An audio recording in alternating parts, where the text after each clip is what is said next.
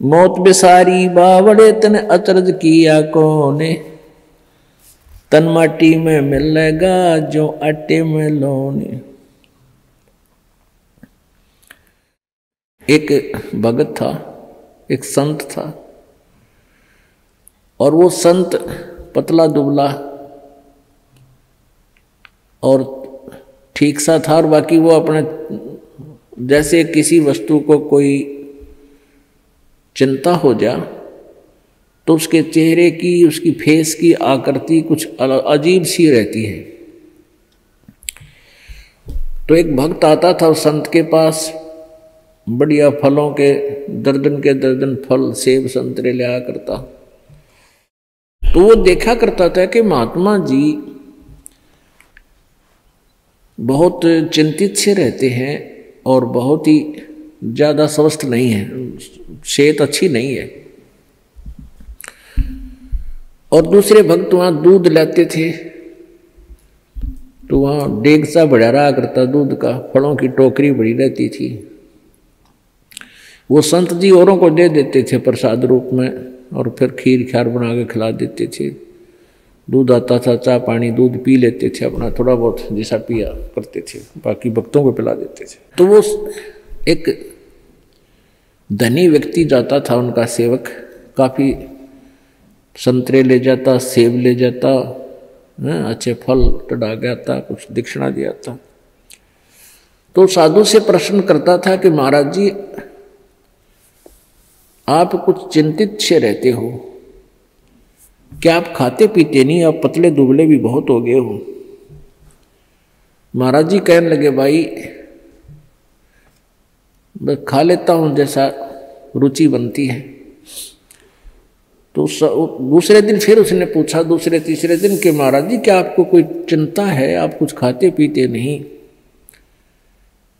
आप संत जी कहने लगे भाई मुझे बहुत चिंता है, और इसलिए मेरे को कुछ खाया पिया ना जाता। तो उसने, उस धनी व्यक्ति ने सोचा भी साधु संतों की भी क्या चिंता हो है बता, हमारे कैसे गृहस्थियों ने तो 100 चिंताएं हों, पर संतों को क्या चिंता। उसने कहा महाराज जी आपको ऐसी कौन सी चिंता सता रही है। साधु ने कहा कि भाई मुझे मौत दिखाई देती है मेरी, मैं मरूंगा, इसलिए मैं मेरे पर ज्यादा रुचि खान पीन में नहीं, मुझे चिंता बनी रहती है कि मेरी मृत्यु होगी। तो संत कहने लगे जी कब होगी आपकी मृत्यु।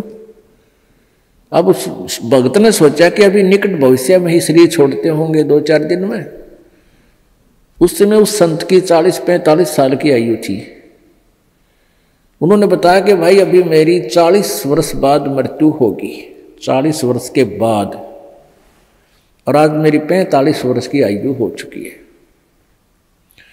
तो वो धनी भगत कहने लगा हे महाराज जी यह भी कोई चिंता हुई, मरना तो सब ने है, मृत्यु तो सबकी होगी, और साधु संत भी ये चिंता करें, कमाल की बात है, खा पिया करो, मौज करो, है ये तो सब ने मरना है क्या। अब वो प्रतिदिन आवे और यह बात कहे कि महाराज संत भी किधर मृत्यु तो डरा करें, ये तो सब ने मरना है, ये तो क्या बात है, खूब बड़े बड़े लेक्चर डाले। अब उस संत ने सोचा यो रोज दुखी करेगा, ला इसकी फड़क निकाल दूं। उसका मित्र था राजा, संत का,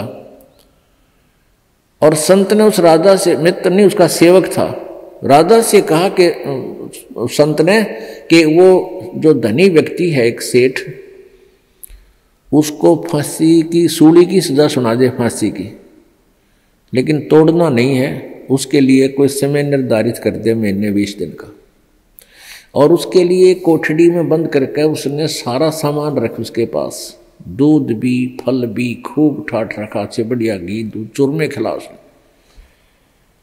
अब राजा अपने गुरुदेव का आदेश पाते ही राजा ने वो बुला लिया और कहा भी तेरे को फांसी की सजा सुनाई जाती है, तूने किसी व्यक्ति का मर्डर कर रखा है। अब वो धनी सेठ के सोच रहा है बड़ी बुंडी बनी है, तो मन किसी मृत्यु का कोई हत्या करी नहीं देख फांसी की सजा होगी। दिन रख दिया 20-25 दिन, महीना 1.5 महीना जो भी। अब वह दिन तारीख दर दी 25 तारीख 24 10 30 तारीख, वो 30 तारीख रख दी महीने की, या 14 6 8 जैसे भी कोई रख दी। तो हम अपने उदाहरण के लिए उसको 8 रख दी जो 1 महीने बाद थी, और एक कोठड़ी में बंद कर दिया। उसके आगे फल और दूध के पूरे पात्र भरे रहे, लोटे के लोटे। जब उस फांसी के दिन में 10 दिन पहले 20 दिन जब उसने हो लिया उसको कैद में, ये पक्का हो गया कि तेरी फांसी होगी। संत जी गए वहां, उनके कैद की कोठड़ी के अंदर से इसके पास से घूम निकले आगे को, उसने देखा श्रीयामा गए। गुरु जी गए, आवाज लगाई, महाराज जी सुनियो महाराज जी। महाराज जी वापस आए, वन्य देखे थे को होगा तड़े बोल लेगा, मैंने देखते ही कौन से में है वो भगत। कहा न देखा महाराज जी ने, भाई कौन है तू? अगजी में वो फलाना सेठ से। और सेठ को भी पता था, उस धनी को भी पता था कि राजा इनकी पूरी मानता है गुरु जी की, और गुरु जी तक पहुंचा संदेशा जब बात पड़े। तो उसने बताया जी मैं वो सेठ हूँ फलाना राम, मैं विशंबर दास हूँ। बोला अच्छा, अरे तू बहुत कमजोर हो गया बेटा, क्या बात है? बिल्कुल कमजोर हो गया, ये फल रखे हैं, दूध रखा है, तो बहुत वीक हो गया रे, खाता पीता को ना? ना महाराज जी कुछ नहीं खाया जाता, एक टूक भी नीचे नहीं जाता, बस धक्के तो गेरूहेगा दी रोटी अंदर जाती है शरीर में। क्या बात होगी? अब मेरे को फांसी की सजा सुना रखी है, कति झूठा केस है मेरे पर, गुरु जी मेरे दया करो, मेरी पीछा छुटवाओ। ने बोला रहा खा पी मृत्यु तो सब क्यों नहीं बेटा, खा देख दूध के गिलास भरे धीरे फल रहे, खा बेटा ठाट से, मृत्यु सब क्यों? अरे नहीं महाराज जी कति मर गया मत है, कुछ नहीं खाया जाता। जब उसने उस राजा बुलाया, भाई छोड़ दिया भगत ने, ये तो निर्दोष है। तब उस संत ने बताया कि भाई लाला जी जिस प्रकार तने 8 दिखे थी ना, उन्होंने कहा था मैंने तो 8 दिखाई दिए से, कुछ नहीं खाया जाता। तो बेटा तने जिस प्रकार ये 8 दिखे है ना, क्योंकि आपको पता लग गया निश्चित होगी 8 न तू फांसी टूटेगा, डर बिना कहा।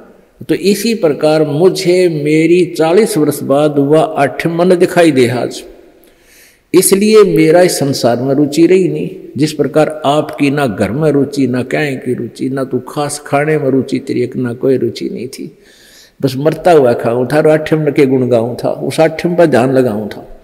तो परमात्मा कहते, संत जी कहते हैं कि मैं भी भाई मन ने अपनी 8 वह 40 साल पीछे आने वाली ऐसे ही नजर आ रही जैसे आप जी को अब दिखे थी। तो पुण्यात्मा हमारे ऊपर इतना दबाव है इन तीनों गुणों का, इस त्रिगुणमयी माया का,